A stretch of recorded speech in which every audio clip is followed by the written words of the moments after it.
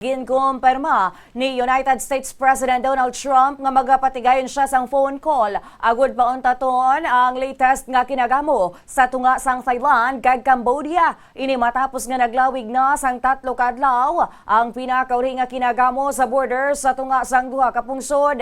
Sandig sa report, 9 ka mga sibilyan ang napatay sa Cambodia, samtang 4 naman ka soldado ang ginbawian sang kabuhi sa bahin sang Thailand.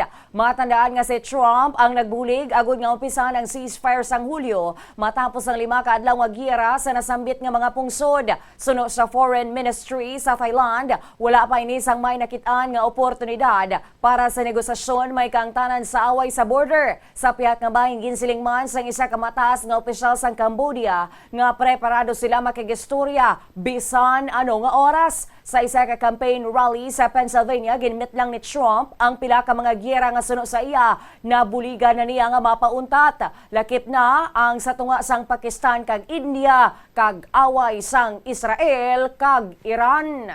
In 10 months, I ended 8 wars, including Kosovo, Serbia, Pakistan and India. They were going at it. Israel and Iran, Egypt and Ethiopia. You didn't know about that. Armenia and Azerbaijan. And I hate to say this, one named Cambodia, Thailand, and it started up to make a phone call, and I think they'll get it.